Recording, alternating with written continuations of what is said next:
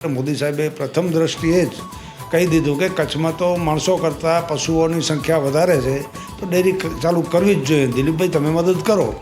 અને મને કહેતા ગર્વ થાય છે કે માત્ર 2 જ દિવસમાં ગુજરાત સરકારે સરહદ ડેરી કચ્છનું રજિસ્ટ્રેશન કર્યું. જો ભાવ ઘટે એવા ચાન્સીસ એટલા માટે નથી કે દૂધ ઉત્પાદન એકદમ અઘરું બનતું જાય છે. દૂધના જે પશુપાલકો છે એ પશુપાલકોને મજૂરી પણ ખૂબ મોટી થતી જાય છે. ઘાસચારાનું ઉત્પાદન ખૂબ અઘરું થતું જાય છે. એટલે એને એના દૂધના ઉત્પાદનમાં જે પૈસા મળવા જોઈએ, જે રીતે મોંઘવારી વધતી જાય છે, ચરો ચાર આ તે, અને એને કામ કરવાની જે પદ્ધતિ, પશુપાલકોની જે જિંદગી છે, સવારના 4 વાગે ઉઠીને રાતના 9-10 વાગ્યા સુધી ખૂબ સતત પરિશ્રમ કરતા હોય, ત્યારે એને પૂરતા ભાવ મળવા જોઈએ, એની તો સરહદ ડેરી ખ્યાલ રાખતી હોય. દુબઈ અને ઓમાનમાં ફ્રેશ દૂધ માટે પણ અમે લોકોએ વિચાર્યું છે. વધુમાં કચ્છમાં દાડમ, મેંગોઝ અને ખારક એનું ઉત્પાદન ખૂબ વધારે પ્રમાણમાં થતું હોય, એટલે એનું વેલ્યુ એડેડ કરી અને કચ્છના ખેડૂતોને પણ આનો ફાયદો મળે અને દૂધ ઉત્પાદકોને ફાયદો મળે, તો આવતા દિવસોએ એનો પ્લાન્ટ રાખવાનો પણ સતત અમે વિચાર કરી રહ્યા છીએ.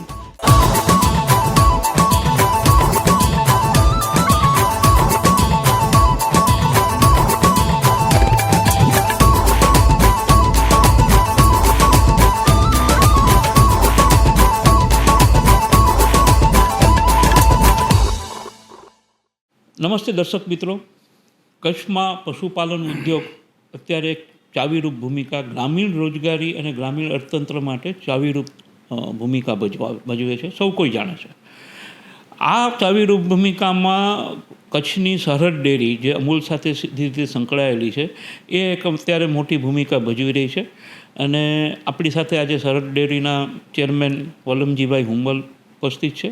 કચ્છના કુરિયન તરીકે પોતાની ઓળખ ઊભી કરેલા વલમજીભાઈ કચ્છના પશુપાલકો માટે, કચ્છની ડેરી ઉદ્યોગ માટે કેમ વિકાસ થાય તેની માટે સતત મહેનત કરતા રહ્યા છે.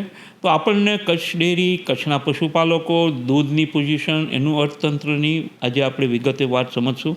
વલમજીભાઈ, કચ્છ મિત્ર 360 ડિગ્રી પોડકાસ્ટના સ્ટુડિયોમાં આપનું સ્વાગત છે. થેન્ક યુ, આભાર.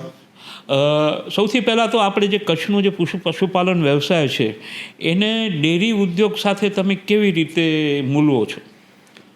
જી, કચ્છના પશુપાલન ઉદ્યોગને ડેરી સાથે જોઈન્ટ કરવાની વાત આવે તો કોઈ પણ કામ છે, સંગઠિત યુનિયન અથવા તો સંગઠિત મંડળ વગરનું જે કામ છે એ આડેધડ ચાલતું હોય. કોઈ પણ ધંધાને પ્રોપર ચેનલમાં તમારે લઈ આવવો હોય તો કોઈ પણ સારી ઇન્સ્ટિટ્યૂટના નેજા હેઠળ એ જો કામ કરવામાં આવે સંગઠિત રીતે, તો દૂધ ઉત્પાદકો માટે જેમ આપણે કરીએ છીએ એમ સારી રીતે એનું કામ કરી શકીએ.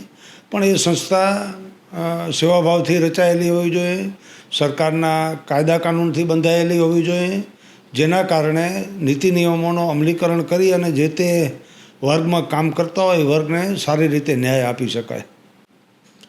આપણે જે કચ્છ ડેરી જ્યારે 2009 સરહદ ડેરી જ્યારે 2009માં શરૂ કરી અને અત્યારે આટલા વર્ષથી આપણે કાર્યરત છીએ અને ઘણો બધો વિકાસ કરી રહ્યા છીએ, ડેરી ક્ષેત્રે પણ કરી રહ્યા છીએ, અને તેનો ફાયદો સ્વાભાવિક રીતે પશુપાલકોને પણ થઈ રહ્યો છે. તો અત્યારે આપણે 5.5 લાખ કિલો દૂધ રોજનું એકત્ર કરી રહ્યા છે, એવા આપણી વેબસાઇટ ઉપર આંકડા ઉપલબ્ધ છે. તો આપને શું લાગે છે કે આ કચ્છના જે દૂધ ઉત્પાદનના કેટલા ટકા સરહદ ડેરી ભેગું કરે છે? જો એક તો કચ્છમાં કુલ દૂધ ઉત્પાદન લગભગ અમારી જે ગણતરીઓ છે એ પ્રમાણે 15થી 20 લાખ લીટર દૂધનું ઉત્પાદન હશે. જે રીતે કચ્છમાં પશુઓની સંખ્યા છે એ રીતે આટલું ઉત્પાદન હોવું જોઈએ. પણ કચ્છ અત્યારે તો ડેવલપમેન્ટનું ગ્રોથ એન્જિન થઈ ગયું છે. કેટલાય મોટા મોટા ઉદ્યોગો અહીંયા આવ્યા છે, પ્રાઇવેટ ડેરીઓ પણ ચાલુ છે, પ્રાઇવેટ વેપારીઓ પણ દૂધ લઈ અને મીઠાઈ વગેરે ધંધો કરતા હશે. એટલે હું માનું છું ત્યાં સુધી અમારી પાસે માત્ર દૂધ અત્યારે 30થી 40% જ આવતું હોય એવું મને લાગે છે. કચ્છમાં ડેરી શરૂ કરવાની જો વાત કરીએ તો 2009 અને 10માં સરહદ ડેરીની સ્થાપના થઈ. પણ મારે કચ્છની પ્રજાને કે ઓવરઓલ જ્યારે કચ્છ મિત્ર તરફથી આ ઓપન કરવામાં આવ્યું છે, તમારે કહેવું જોઈએ કે 2009-10 સુધી ગુજરાત સરકારના કાયદા કાનૂન અથવા તો અનૌપચારિક નિયમ પ્રમાણે કચ્છ અને સૌરાષ્ટ્રમાં ડેરી ન કરવી એવો ગુજરાત સરકારના અધિકારીઓનો મત હતો. જે તે ટાઈમે દિલીપભાઈ સહકાર મંત્રી હતા અને હું અમરેલી બેંકનો ડાયરેક્ટર હતો ગુજરાત સ્ટેટ કોઓપરેટિવ બેંક વતીથી. ત્યારે દિલીપભાઈએ વાત કરી કે ભાઈ કચ્છમાં આવી પરિસ્થિતિ છે તો તમારે ડેરીની સ્થાપના કરવી જોઈએ. મારા અગાઉ પણ અમારા સિનિયર આગેવાનો કચ્છનાઓએ ઘણાય પ્રયત્નો કર્યા હતા પણ શક્ય નહોતું. અને એ ટાઈમે દિલીપભાઈ માનનીય મોદી સાહેબ આગળ લઈ ગયા અને મોદી સાહેબને વાત કરી કચ્છ અને સૌરાષ્ટ્રમાં ડેરીની જરૂર છે. એટલે મોદી સાહેબે પ્રથમ દ્રષ્ટિએ જ કહી દીધું કે કચ્છમાં તો માણસો કરતાં પશુઓની સંખ્યા વધારે છે તો ડેરી ચાલુ કરવી જ જોઈએ. દિલીપભાઈ તમે મદદ કરો. અને મને કહેતા ગર્વ થાય છે કે માત્ર 2 જ દિવસમાં ગુજરાત સરકારે સરહદ ડેરી કચ્છનું રજિસ્ટ્રેશન કર્યું અને ત્યારથી આજ દિવસ સુધી ખૂબ સરકારશ્રીની મદદ, જાહેર પદાધિકારીઓની, સામાજિક આગેવાનોની, પ્રેસ મીડિયાની મદદથી સરહદ ડેરીએ અત્યારે હરણફાળ પ્રગતિ કરી છે. અને એ ટાઈમે 1500 લીટરથી શરૂ કરેલી સરહદ ડેરી આજે એવરેજ દર વર્ષે પર ડે 5 લાખ લીટર દૂધનું કલેક્શન કરી અને દરરોજનું લગભગ 3 કરોડ રૂપિયાનું ચૂકવણું માલધારીઓને એટલે કે ફૂલી 100% ગામડાના માણસોને અને 100% બેંક એકાઉન્ટથી કરે છે. આ કચ્છ બહુ મોટો વિસ્તાર છે, તો સરહદ ડેરી કચ્છના ક્યાં ક્યાં ગામો સુધી પહોંચે છે અને એની માટેનું માળખું તમારું કેવું છે? કચ્છમાં લગભગ 950ની આસપાસ ગામડાં છે. એમાં અમુક 50 ગામડાં કદાચ એવા હોય ગામના નકશામાં હોય અથવા તો રેવન્યુ રેકર્ડમાં હોય ત્યાં વસ્તી ન હોય અથવા તો માઇગ્રેશન કરી ગયા હોય અથવા તો સાવ મામૂલી વસ્તીઓ દૂધ ન મળતું હોય. તો એ રીતે અમે લગભગ 915 ગામોમાં 915 મંડળીઓ બનાવી અને દૂધનું કલેક્શન કરીએ છીએ. માળખું ત્રિમાખીય છે અને અમૂલના નેજા હેઠળ અમે લોકો કામ કરીએ છીએ. દૂધની મંડળી દૂધનું કલેક્શન કરે, સરહદ ડેરી એ દૂધનું પ્રોસેસિંગ કરે અને અમૂલને આપીને દૂધનું માર્કેટિંગ કરવાનું કામ અમે ત્રિસ્તરીય રીતે અમૂલ પેટર્ન ઉપર કરીએ છીએ. આપણે જે વાત કરી કે સરહદ ડેરી 1500 લીટર દૂધથી શરૂ કર્યું હતું, તો આપણે જે એની જે પ્રોસેસિંગની અમૂલ સાથે ગયા પછી કઈ કઈ પ્રોડક્ટ ઉપર કામ કરી રહ્યા છીએ અને કામ અત્યાર સુધી ક્યું કરી રહ્યા છે અને ભવિષ્યમાં શું કરવાના છે? જી, જ્યારે શરૂ કર્યું ત્યારે તો કચ્છમાં ડેરી ચાલુ કરવી, એક ડેરી ફડચામાં ગઈ હતી અને ડેરી ચાલુ કરવી અને ડેરીનો ડેવલપ કરવું એ ખૂબ અઘરો વિષય હતો. કારણ કે 45,000 સ્ક્વેર કિલોમીટરમાં પ્રસરેલો આ કચ્છમાં સૌથી વધારે ટ્રાન્સપોર્ટેશનનો ખર્ચ થાય દૂધ માટે. સૌથી વધારે કચ્છ હોય, ગરમી કચ્છમાં હોય એટલે કચ્છમાં કુલિંગનો ચાર્જ પણ વધારે લાગે, સાયક્લોન પણ કચ્છમાં થાય, ઠંડી પણ વધારે પડે કચ્છમાં. એટલે વિપરીત સંજોગોમાં કચ્છમાં ડેરી ચલાવવી ખૂબ મુશ્કેલ હતી. પરંતુ સરકારશ્રી, અમૂલ, જાહેર સંસ્થાઓ, પ્રેસ મીડિયાઓ બધાના મદદથી અમે સારી રીતે કામ કરી શક્યા છીએ. શરૂઆતમાં એક પણ સેન્ટર માટે મુશ્કેલી હતી. એ રીતે રાપરથી અમે BMC સેન્ટર શરૂ કરી. અત્યારે 20થી 22 સેન્ટરો અમે BMC સેન્ટર શરૂ કર્યા અને લગભગ મંડળીઓનો એક ક્લસ્ટર BMC અમે લોકો કહીએ છીએ કે 5-7 મંડળી વચ્ચે એક ચાલુ કરી અને એમ કરીને લગભગ 53 શીત કેન્દ્રો સમગ્ર કચ્છ જિલ્લામાં ચાલુ કર્યા છે. અને પ્લાન્ટની વાત કરીએ તો સૌથી પહેલાં અમે લગભગ 2013માં દૂધ પ્રોસેસિંગ પ્લાન્ટ શરૂ કર્યો અને અમૂલે એનું માર્કેટિંગ કર્યું. એના પછી 2 કે 3 વર્ષે અમે એ પ્લાન્ટનું ડેવલપ કરી અને કેટલ ફિલ્ડ પ્લાન્ટ બનાવ્યો 2015માં. લગભગ 2017માં પણ માનનીય મોદી સાહેબની જે રીતે વાત કરી એ રીતે સમગ્ર ભારત દેશમાં કેમલ મિલ્ક માટેનું કલેક્શન કે પ્લાન્ટ નહોતા. એ પણ એમના સૂચનથી અમે 2017માં સમગ્ર દેશમાં પ્રથમ દૂધનું કલેક્શન કરી અને કેમલ મિલ્ક એટલે કે ઊંટડીના દૂધનો પ્લાન્ટ ચાલુ રાખ્યો. ઊંટડીનું દૂધ લગભગ તો મેડિસિન રીતે જો ઘણું વપરાય તો એને વધારે ભાવ આપી શકીએ અને ડાયાબિટીસ યુક્ત પ્રોટીન અને વિટામિન C/3 સામાન્ય દૂધ કરતાં 3 ગણું છે. ઓટિઝમમાં પણ એ કામ આવે એ રીતે ખૂબ ઔષધીય ગુણો ધરાવતું આ દૂધ હોવાને કારણે એ દૂધનું આવતા દિવસે ખૂબ ડેવલપ થશે. અમે લગભગ 25% કચ્છના ઊંટડીના માલિકો પાસેથી હજી દૂધ નથી લઈ શકતા કારણ કે પેરિસેબલ આઇટમ હોવાને કારણે જેમ જેમ વેચાણ વધે એમ અમે લોકો દૂધ વધારતા જઈએ છીએ. અને 20-25 રૂપિયા અમે જ્યારે શરૂ કર્યું ત્યારે એ લોકોને ગામડાની નાની હોટલોમાં ભાવ આવતા, એને બદલે અમે લોકોએ 50 રૂપિયાથી શરૂઆત કરી અને આજે લગભગ 5,000 લીટર ઊંટડીના દૂધનું કલેક્શન કરી અને ગયે વર્ષે અમે લોકોએ 10 કરોડ રૂપિયાનું ઊંટડીના માલિકોને દૂધનું ચૂકવણું કર્યું હતું. અને લગભગ એના પછી 2 વર્ષે અમે દૂધ પ્રોસેસિંગ પ્લાન્ટ શરૂ કર્યો. એમાં પણ માનનીય મોદી સાહેબે એનું ઉદ્ઘાટન કર્યું, ખાતમુહૂર્ત પણ એમણે કર્યું. એના પછી 2 વર્ષ પછી આઈસ્ક્રીમનો 50,000થી 70,000 લીટર દૂધના કેપેસિટીવાળો આઈસ્ક્રીમ પ્લાન્ટનું પણ ઇનોગ્રેશન માનનીય મોદી સાહેબે કર્યું. અમને તો પ્રાઉડ છે, કચ્છ જેવા નાના વિસ્તારમાં અને દૂરના વિસ્તારમાં મોદી સાહેબ ડેરી ઉદ્યોગ માટે આટલી અગત્યતા અને દિલચસ્પી રાખે. એનું કારણ છે કે ડેરી છેવાડાના માણસો સુધી, છેવાડાના ગામ સુધી પહોંચી શકવાનું એક માધ્યમ છે. એટલે સરકારશ્રીની પણ ખૂબ અમારા ઉપર મીઠી નજર છે. આપણે જેમ વાત કરી કે દૂધના ભાવો તમે સરસ મળે છે પશુપાલકોને, આપણે એ પણ જોઈ રહ્યા છીએ કે મહિલાઓ પણ આ વ્યવસાયમાં બહુ મોટે પાયે સામેલ છે. તો આ બધા મહિલાઓને કેવી રીતે પ્રોત્સાહિત કરી રહ્યો છો આ વ્યવસાયમાં, અને એને વધારાનું કંઈ આકર્ષણ તમારા તરફથી, ડેરી તરફથી મળે છે કે નહીં? જુઓ, દૂધ એકત્ર કરવું અને દૂધ સંઘની સાથે કે ડેરીની સાથે જોડાવવું એ મોટે ભાગે કામ મહિલાઓનું જ હોય છે. અને મહિલા મહેનત કરે અને એના પૈસા પુરુષ લઈ જાય અને પુરુષ આખર હાથ માંડવો પડે એવું ડેરી ઈચ્છતી નથી. ખોલાવો એટલે આનંદીબેન પટેલ જ્યારે સીએમ હતા ત્યારથી કરીને આજ દિવસ સુધી જે મહિલા મંડળીઓ છે એના ખાતા પણ મહિલાઓના નામે કરાવે છે. ને અમે સીધું પેમેન્ટ પણ એમને કરીએ છીએ. એને દર વર્ષે એન્યુઅલ મિટિંગમાં 1લી, 2જી, 3જી મંડળીઓ, મહિલા મંડળીઓ, 1લી, 2જી, 3જી દૂધ ભરાવતી મંડળીઓને સરહદ લક્ષ્મી તરીકે અમે નવાજીએ છીએ. અને બહેનોને ખૂબ સારી રીતે પ્રોત્સાહન મળે એ રીતે લોનની સગવડ પણ જે સરકારશ્રી તરફથી મળે છે. એમાં પુરુષ લોન લે તો 25% સબસિડી, મહિલા માટે 33% સબસિડી. એટલે સરકારની જે કંઈ મહિલા ઉપરી સ્કીમો છે એનો સતત મહિલાઓને લાભ અપાવીને મહિલાઓને આ ધંધા તરફ પ્રોત્સાહિત કરવા અને વાળવા માટે. એક તો મહિલાઓ માટે આ ધંધો ઉત્તમ એટલા માટે છે કે કોઈ પણ જાતની ગુલામી કર્યા વગર, કોઈ પણ જાતનું ઘરથી બહાર નીકળીને કામ કરવામાં, કોઈ નોકરી કરવી, કોઈ કંપનીમાં જવું બેન દીકરીઓને, એના કરતાં સવારના 2 કલાક અને સાંજના 2 કલાક પોતાના ઘરનું આખું કુટુંબ સહભાગી થઈ શકે એવું આ કામ હોવાને કારણે, ઇજ્જત, આબરૂદાર, માન સન્માન બહેનોનું જળવાય એવું કામ હોવાને કારણે બહેનો આ ધંધામાં વધારે જોડાયેલી છે. અને ડેરીને પણ લગભગ 25% બહેનો જોડાયેલી છે. અને આવતા દિવસોએ 50% સુધી બહેનો આ ડેરી સાથે જોડાય અને આત્મનિર્ભર બને. માનનીય મોદી સાહેબ અને ગુજરાત સરકારનું જે આત્મનિર્ભર સહકારથી સમૃદ્ધિનું જે સૂચન છે એ સૂચનને સાકાર કરવા માટે ડેરી હંમેશા પ્રયત્નશીલ રહેશે.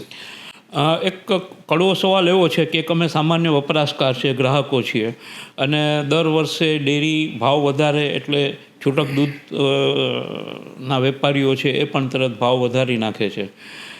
દૂધના ભાવ કદી ઘટતા શું કામ નથી? અને ડેરી વધારે નાખે એટલે સીધું માર્કેટમાં દૂધનો ભાવ વધી જાય. અને માણસો દરેક જગ્યાએ આપણે વિચારીએ છીએ કે જેમ તમે દૂધ ઉત્પાદકોના હિતોનો ખ્યાલ રાખો છો, સારી વાત છે, પણ વપરાશકારોના, મધ્યમ વર્ગના એ બજેટનું પણ તમારે ખ્યાલ રાખવો જોઈએ કે ન રાખવો જોઈએ? તો એ બાબતે કોઈ વિચાર કર્યો છે ખરો? બિલકુલ સાચી વાત છે. આ અગાઉ હું અમૂલનો વાઇસ ચેરમેન પણ 2 ટર્મ સુધી રહી ચૂક્યો છું. એટલે અમૂલને બંને તરફે સાચવવી પડે. જે દૂધ ઉત્પાદકો છે, ખેડૂતો છે, એને પૂરતા ભાવ મળે, વપરાશકારોને ગેરવ્યાજબી ભાવ ચૂકવવા ન પડે, અને વ્યાજબી ભાવે વપરાશકારોને માલનો પુરવઠો મળે. એ બંને તરફે સરહદ ડેરી અને અમૂલ ખૂબ સાવચેતીપૂર્વક આગળ વધારતી હોય. અતિરેક પ્રમાણે ભાવ પણ ન વધારે અને યોગ્ય ભાવ ચૂકવવા માટે માલની ગુણવત્તા પ્રમાણે ગ્રાહકોને પણ મુશ્કેલી ન થાય એ માટેનું અમૂલ વ્યવસ્થિત માળખું ગોઠવે છે. હું તમને એક્ઝામ્પલ આપું તો એવો કોઈ ધંધો નથી કે જેનું ઉત્પાદનના 85% વળતર જે તે ઉત્પાદકોને મળતું હોય. જે લોકો પ્રોડક્શન કરે છે, કેટલી મુશ્કેલી વચ્ચે દૂધનું પ્રોડક્શન કરે, તો અમૂલ એને 85% તો પાછા એને પૈસા મળી જાય એ રીતે કરે છે. અને નિયંત્રિત રહે ભાવ એના માટે વપરાશકારોને પણ ગુણવત્તાવાળું, અત્યારના જમાનામાં ગુણવત્તાવાળું વસ્તુ જે મળવી એ દૂધ ઉત્પાદકોને ખૂબ સાવચેતી રાખવા જેવી વાત છે વપરાશકારોને. હું એક એક્ઝામ્પલ આપું તો અમેરિકા જ્યારે હું ગયો હતો લાસ્ટ યર, ત્યારે અમેરિકામાં પણ અમૂલના ઘીના જે ગ્રાહકો આવતા હતા મોલમાં, એ મોલમાં અમે ઊભા હતા ત્યાં સુધી અમૂલના બ્રાન્ડને નામે એ ઘીમાં બીજી કોઈ પૂછપરછ કર્યા વગર એ બ્રાન્ડની વિશ્વસનીયતાને કારણે એ લોકો ખરીદ કરતા હતા. એટલે ભાવ કરતાં ઉત્તમ ગુણવત્તા અને બ્રાન્ડની વિશ્વસનીયતા એ અમૂલે અત્યાર સુધી જાળવી રાખી છે. તેમ છતાં જ્યારે જ્યારે જરૂર પડે ત્યારે વપરાશકર્તાઓનું હિત પણ અમે જોઈએ છીએ. પણ ભાવ ઘટે એવા તો હવે કોઈ ચાન્સ છે જ નહીં. જો ભાવ ઘટે એવા ચાન્સીસ એટલા માટે નથી કે દૂધ ઉત્પાદન એકદમ અઘરું બનતું જાય છે. દૂધના જે પશુપાલકો છે એ પશુપાલકોને મજૂરી પણ ખૂબ મોટી થતી જાય છે, ઘાસચારાનું ઉત્પાદન ખૂબ અઘરું થતું જાય છે. એટલે એને એના દૂધના ઉત્પાદનમાં જે પૈસા મળવા જોઈએ, જે રીતે મોંઘવારી વધતી જાય છે, ચરો ચાર આ તે, અને એને કામ કરવાની જે પદ્ધતિ, પશુપાલકોની જે જિંદગી છે, સવારના 4 વાગે ઉઠીને રાતના 9-10 વાગ્યા સુધી ખૂબ સતત પરિશ્રમ કરતા હોય, ત્યારે એને પૂરતા ભાવ મળવા જોઈએ એની તો સરહદ ડેરી ખ્યાલ રાખતી હોય. એટલે કોઈ પણ ભાવ વધ્યા પછી ઘટતા હોય એવા ઓછા સંજોગો થતા હોય છે. એટલે દૂધના ભાવ ઘટાડીને પણ પશુપાલકના ધંધાને નબળો પાડવાના પ્રયત્નો ન થાય એની સતત કાળજી રાખતા હોઈએ છીએ, ને વપરાશકારોને યોગ્ય ભાવ વસ્તુ મળે એના પ્રયત્નો અમારા કાયમ રહેતા હોય છે. કચ્છ સરહદ ડેરી શરૂ કરી ત્યારે તમારો શું ઉદ્દેશ હતો, એ કેટલો સફળ થયો, અને હવે ભવિષ્યમાં તમે શું કરવા માંગો છો એના વિશે વાત કરી. જો એક તો સરહદ ડેરીની સ્થાપના જ્યારે કરી ત્યારે દૂધ સંઘ કચ્છનો એક ફડચામાં ગયો હતો. પ્રાઇવેટ કંપની માહી ડેરી ચાલુ હતી. તમને હું એક એક્ઝામ્પલ શરૂ કરવા ટાઈમનું એક એક્ઝામ્પલ આપું તો અમે જ્યારે ડેરી શરૂ કરી ત્યારે લગભગ 17 કે 18 રૂપિયા લીટરનો ભાવ આવતો હતો, અને સરહદ ડેરી અંડરટેકિંગ સરકારની કોઓપરેટિવ ડેરી ચાલુ થયા પછી અમે તે દિવસે 2 રૂપિયા વધાર્યા, એટલે 20 રૂપિયા ભાવ આપવાની શરૂઆત કરી. એટલે આખા કચ્છમાં લગભગ 20 લાખ લીટર દૂધ હતું. એટલે એક દિવસમાં દૂધ ઉત્પાદકોને 40 લાખ રૂપિયાનો ફાયદો થયો. એટલે સરહદ ડેરી ચાલુ થયા પછી પ્રાઇવેટ ડેરીઓનું નિયંત્રણ ખૂબ ઘટ્યું. સહકારી ડેરીમાં દૂધ ઉત્પાદકોને ખૂબ વિશ્વાસ બેઠો.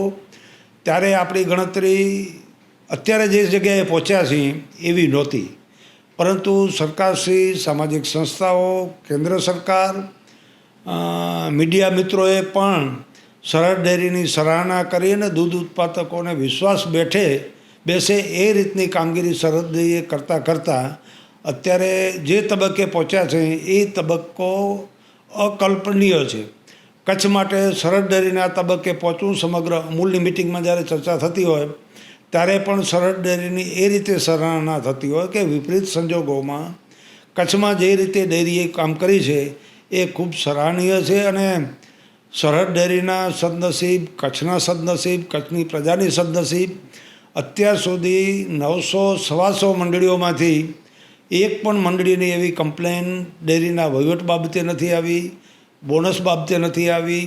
ચૂકવણું પણ 15 દિવસે ડેરી જ્યારે કરતી હોય, એક 15 તારીખના હપ્તાનો 16 અને 17 તારીખના મહિનાના એન્ડનો હપ્તો પહેલી અને બીજી 3 દિવસમાં આખા કચ્છમાં બેંક એકાઉન્ટથી પૈસા મળી જતા હોય છે. ને એક પણ ગ્રાહકની એવી ફરિયાદ નથી આવી. લગભગ 50,000થી 60,000 ગ્રાહકો જોડાયેલા છે. ગ્રાહકો એટલે કુટુંબ, એક જણ દૂધ ભરાવે એટલે એનું આખું કુટુંબ ડેરી સાથે જોડાયેલું હોય, પણ અત્યાર સુધી એક પણ ફરિયાદ નથી આવી કે અમને પેમેન્ટ મોડું મળ્યું, વહેલું મળ્યું, પેટ SNFની ફરિયાદ આવી હોય. એવો પારદર્શક વહીવટ સરહદ ડેરીએ કર્યો હોવાને કારણે અમને જે નહોતું ઈચ્છ્યું નહીં પણ નહોતું કલ્પ્યું એવું ડેવલપમેન્ટ પણ કચ્છમાં થઈ, અને કચ્છના નાના માણસ સુધી અમે લોકો પહોંચી શક્યા છીએ અને એની સેવા કરી શક્યા છીએ. એનું અમને માન છે અને આભાર પણ છે. હવે મહિને કેટલું ચૂકવણું કરો છો? અત્યારે મહિને લગભગ 100 કરોડનું ચૂકવણું કર્યું છે પર ડે 3 કરોડ, અને મહિને 100 કરોડનું ચૂકવણું કરી અને 1200 કરોડનું ટર્નઓવર કર્યું. એમાં અમૂલના આપણે એટલે કે કચ્છ ડેરી, સરહદ ડેરી સૌથી છેલ્લી એટલે 18મી સભ્ય હતી અને છેલ્લા નાણાકીય વર્ષની પૂર્ણાહિતીમાં સરહદ ડેરીએ 1200 કરોડનું ટર્નઓવર કરી અને અમૂલમાં 7મો ક્રમ નોંધાવ્યો.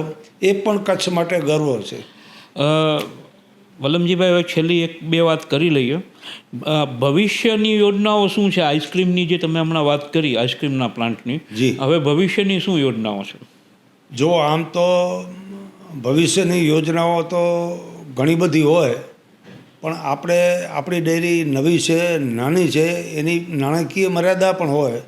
નાણાકીય શિસ્તમાં રહી અને અમે લોકોએ જે વિચાર કર્યો છે, કચ્છના પશુપાલકો માટે જો વેલ્યુ એડેડ પ્રોડક્ટ વધારે ભાવ આપવો હોય તો એકચ્યુઅલી અત્યારે જે કર્મચારીઓની સંખ્યા હોય, મશીનની સંખ્યા હોય, પ્લાન્ટની જે કેપેસિટી હોય એ પ્રમાણે લિમિટેડ ભાવ અમે આપી શકીએ. અને વેલ્યુ એડેડનું જો ડેવલપ કરીએ તો આના કરતાં પણ વધારે ભાવ આપી શકીએ. સ્વાભાવિક રીતે બોનસ આપવાની જ્યારે વાત આવી ત્યારે અમે 45 થી 50 કરોડ રૂપિયા બોનસ ચોક્કસ આપીએ છીએ.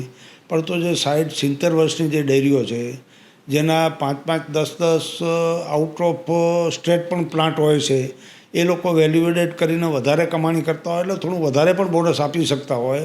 એટલે આપણે પણ આનાથી વધારે વેલ્યુ એડેડ કરી પ્લાન્ટનો વધારો કરી અને એવું વિચારીએ છીએ કે આવતા દિવસોએ દુબઈ અમારું એક્ઝિબિશન જ્યારે હતું ત્યારે આપણા જે ગુજરાતના એજન્ટ હતા દુબઈમાં, એ લોકોની ઈચ્છા એવી હતી કે જો ફ્રેશ મિલ્ક દુબઈમાં મળતું નથી, દુબઈમાં જો ફ્રેશ મિલ્ક મળે તો દુબઈમાં અનેક ગણો માર્કેટિંગમાં વધારો થાય ને ફ્રેશ મિલ્ક કચ્છમાંથી જો મુન્દ્રા બંદર અથવા તો કંડલા બંદરેથી આવી શકે તો લગભગ 25-26 કલાકનો બાય સી ડિસ્ટન્સ છે અને કચ્છનું ફ્રેશ દૂધ આવે તો ખૂબ મોટો વેપાર વધે એમ છે. એટલે આવતા દિવસોએ દુબઈ અને ઓમાનમાં ફ્રેશ દૂધ માટે પણ અમે લોકોએ વિચાર્યું છે. વધુમાં કચ્છમાં દાડમ, મેંગોઝ અને ખારક એનું ઉત્પાદન ખૂબ વધારે પ્રમાણમાં થતું હોય એટલે એનું વેલ્યુ એડેડ કરી અને કચ્છના ખેડૂતોને પણ આનો ફાયદો મળે અને દૂધ ઉત્પાદકોને ફાયદો મળે તો આવતા દિવસોએ એનો પ્લાન્ટ રાખવાનો પણ સતત અમે વિચાર કરી રહ્યા છીએ. બાકી તો એના સિવાયના ડેવલપમેન્ટના કાર્યો ઘણા છે. અમે ધીમે ધીમે બધા સ્ટેપ લઈને આગળ ઉપર ઘણું બધું કરવાનું છે. એ દૂધ ઉત્પાદકો માટે અને ખેડૂતો માટે કરશું. ગુજરાત સરકાર અને કેન્દ્ર સરકારની જે રીતે અમને મદદ મળે છે એ રીતે આનાથી વધારે વિકાસ થાય એ માટે અમે પ્રયત્નશીલ છીએ. હવે એક છેલ્લી વાત કે કચ્છમાં મહાજનનું છે દૂધની ગૌશાળાઓ ઘણી છે, તો એ ગૌશાળાઓને વધુ સુદૃઢ કરવા કે એની સાથે ડેરી કોઈ એક્ટિવિટી કરી શકે કે ન કરી શકે આગામી દિવસોમાં? જો એક તો એ સેવાકીય કામ છે, સેવાકીય કામ કરવામાં ડેરીને કોઈ વાંધો ન હોય. અમારું આખું બોર્ડ જે છે એ પણ ખેડૂતલક્ષી અને જે દૂધ ઉત્પાદકો છે એ પૈકીનું ગ્રામીણ એરિયાનું બોર્ડ છે. એ લોકો પણ ખૂબ ચિંતિત હોય છે ગામના વિકાસ માટે.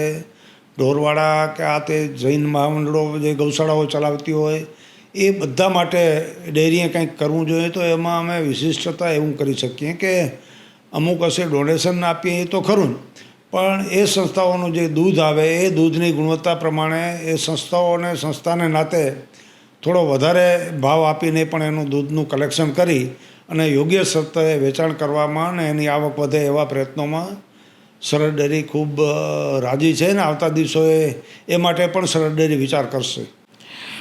આભાર વલમજીભાઈ. કચ્છના પશુપાલકો માટે, ડેરી ઉદ્યોગો માટે આપણે જે માહિતી આપી અને ખરેખર એ આપણા દર્શકોને ઉપયોગી થશે, માહિતીપ્રદ બનશે એવી આશા રાખીએ. આભાર આપ પધાર્યા. કચ્છ મિત્રોનો પણ ખૂબ ખૂબ આભાર. ડેરીની જે ગતિવિધિઓ છે ખૂબ મોટા પ્રમાણમાં સારી રીતે કચ્છના પ્રજાજનો અને દૂધ ઉત્પાદકો સાંભળે, ડેરીનો ડેવલપ થાય અને કચ્છના આર્થિક સુધારણામાં ડેરી મહત્ત્વનો ભાગ ભજવે એ તમે પ્રયત્ન કર્યો એના માટે અમે લોકો પણ તમારા આભારી છીએ.